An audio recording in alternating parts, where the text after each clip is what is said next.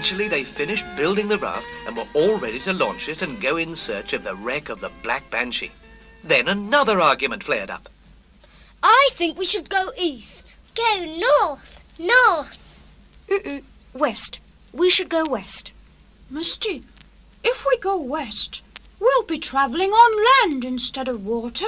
Oh, well, we'd better not go west then. If you, children don't mind listening to some practical advice, you should go south. Why, Prentice? Well, because one day, not too long ago, Pablo the Pelican was swimming over the waves a few miles south of here, quite close to shore, he told me.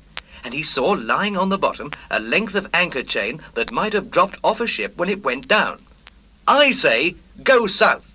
Aye, south it is. Climb aboard, me hearties, and let's shove off. Let's go. Yes, I'll find the treasure.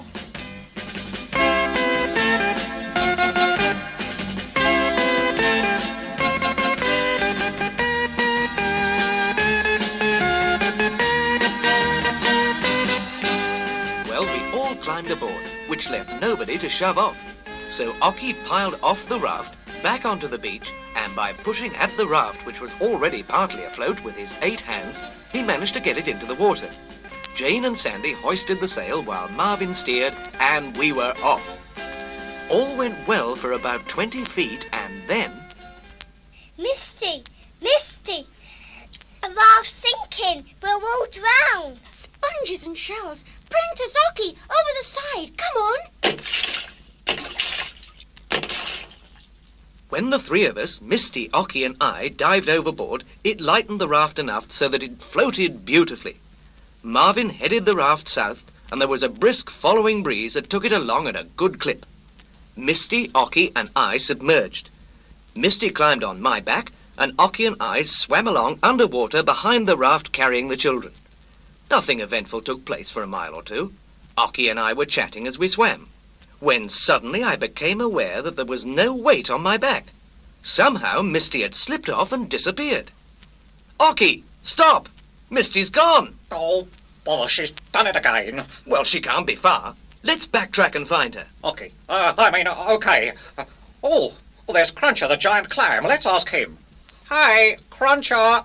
Have you seen Misty? Cruncher the clam certainly was a giant. His shell must have been 4 or 5 feet in diameter. Cruncher didn't reply to Ockie's question about Misty, but then that was really no surprise because Cruncher is a notorious grouch, and when anyone speaks to him, he's just as likely to keep his jaws tightly shut as not. So, not wishing to waste any more time with him, Ockie and I swam back over the way we'd come, asking the various fish if they'd seen anything of Misty. We asked Ernie, the electric eel, Blubber, the whale, and Stanley, the starfish, but none of them had seen her. Now this seemed odd, and after a bit, a very uncomfortable and somewhat frightening idea occurred to me. Ockie, hold up a moment. Yeah, Prentice? What is it? A very uncomfortable and somewhat frightening idea has occurred to me. Oh, dear. Tell me.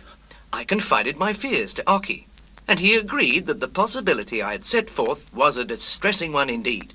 However, the porpoise is not one of the world's smartest living beings for nothing, and I had a plan. I instructed Ockie and the party was to play, and he swam off while I swam back to the area where I'd last seen Cruncher, the giant clam.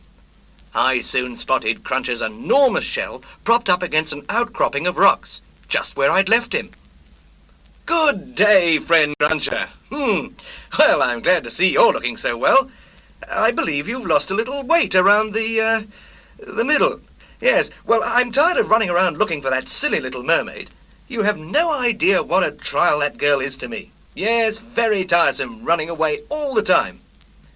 As I talked to the huge, unpleasant mollusk, I could see Ockie swimming silently up behind him.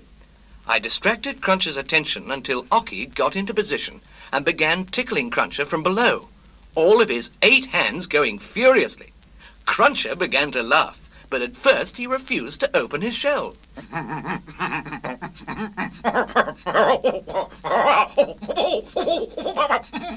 It worked.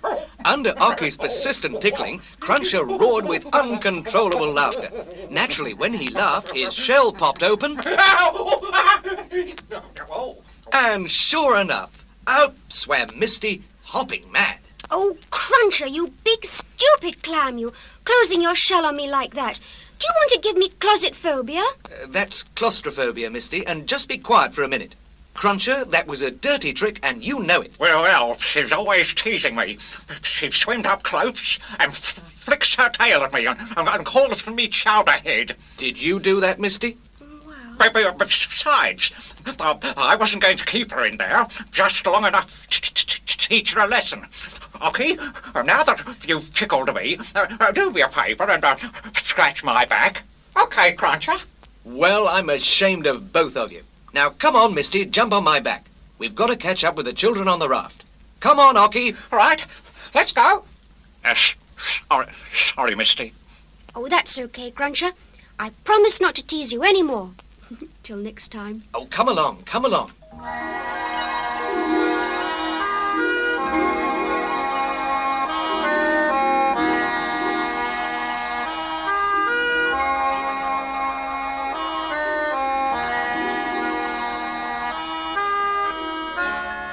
With Misty on my back and Ocky following close behind, I quickly surfaced to look around and see if I could locate the raft. There they are, Prentice. Over there.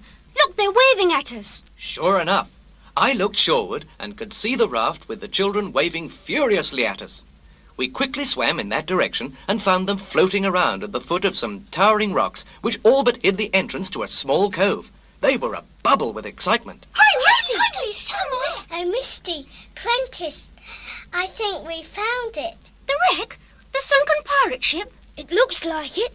There's something in the shadows at the bottom of this cove. Sponges and shells. Prentice, Ocky, come on. We've got to go below and check it out. Hurry. I was inclined to think the children had been deceived by a mass of underwater kelp, or perhaps a shadowy grouping of rocks. But we three, Misty, Ocky, and I, dived to the bottom, and, sure enough, there it was. And when we swam around the stern, we saw its name in fading letters, but still plain enough to be read. Black Banshee. Wow, look at that. Prentice, we found it. Oh, let's go up and tell the kids. The news that we had indeed located the wreck of the Black Banshee was greeted with shouts of enthusiasm by the children on board the raft. There was no containing their glee. Almost immediately, they began speculating on how they would spend the golden treasure once we'd found it and hauled it from the wreck. Oh, boy, kids, we're going to be rich. What'll we do with all that money? What'll we do with the money, chums? What'll we do with the gold? I'll buy a bubble pipe for Blubber, the kind that he loves. I'll wear a high silk hat, an overcoat, and 8 pairs of gloves. We're gonna be little millionaires before we're 12 years old.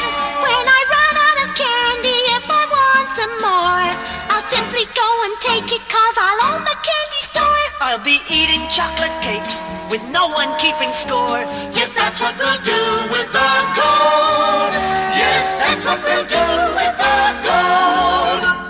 I'm going to buy a beautiful pearl necklace. What will you do with that, may I inquire? I'll take those pearls to dear old Grandma Oyster and tell her, here, retire. I'm gonna buy a pretty little saddle to wear when you go riding on my back. How sweet of you to think about my comfort. Those scales of hers are sharper than a tack. Yes, that's what we'll do. That's what we'll do. That's what we'll do with the gold. Oh, that's what we'll do. That's what we'll do. That's what we'll do